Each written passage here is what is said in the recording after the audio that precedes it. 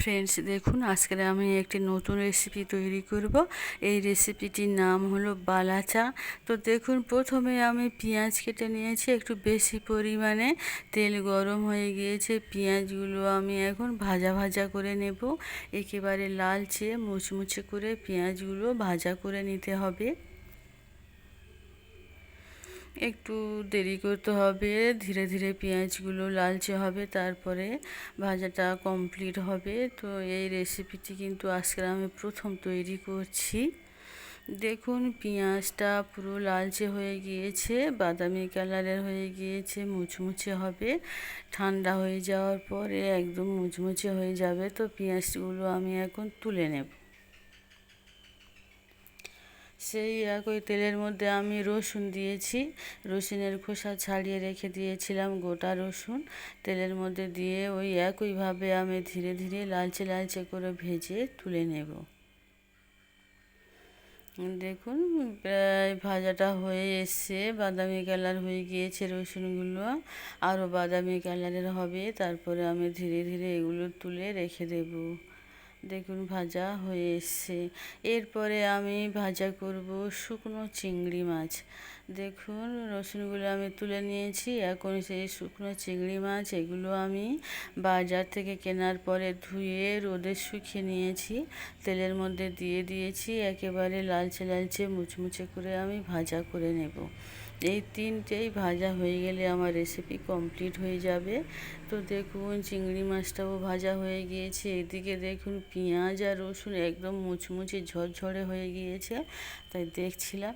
এদিকে চিংড়ি মাছ দেখুন প্রায় ভাজা হয়ে এসছে। শুকনো চিংড়ি মাছ একেবারে তেলের মধ্যে দিয়ে মুচমুচে করে ভাজা হয়ে গিয়েছে।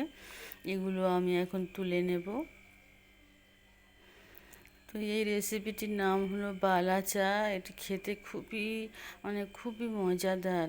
যাদের মুখে রুচি নেই, সর্দি কাশি জ্বর, খেতে কিছুই ভালো লাগছে না, তো এই মুচমুচে রেসিপি অল্প গরম ভাতের সঙ্গে নিলে খেতে অসাধারণ লাগবে, মুখে রুচিও চলে আসবে।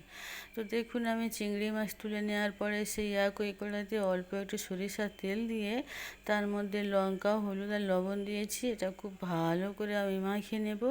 নেয়ার পরে আমি ওই যে ভাজাগুলো রেখে দিয়েছি, পেঁয়াজ ভাজা, রসুন ভাজা, শুকনো চিংড়ি মাছ, এর মধ্যে দিয়ে দেবো। দিয়ে হালকা নাড়াচাড়া করে আমি তুলে নেব। দেখুন, সেই তিনটে ভাজা একসঙ্গে করে আমি কড়াইতে দিয়ে দিলাম।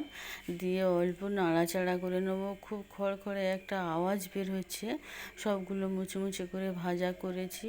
তো এইভাবে ধীরে ধীরে আমি হালকা হালকা করে ভাজা মতো করে নিয়ে তুলে নেব। মানে সবার গায়ে লঙ্কা, হলুদ, লবণ লেগে যাবে, এইভাবে আমি এটা তুলে নেব। এটির নাম হলো বালাচা, মানে শুকনো চিংড়ি মাছ খেতে যারা খুবই প্রিয়, ভালোবাসেন, তাদের ক্ষেত্রে খুবই ভালো। এই রেসিপিটা এইভাবে একসঙ্গে মাখিয়ে 1 বছর পর্যন্ত সংরক্ষণ করে রেখে দেওয়া যাবে।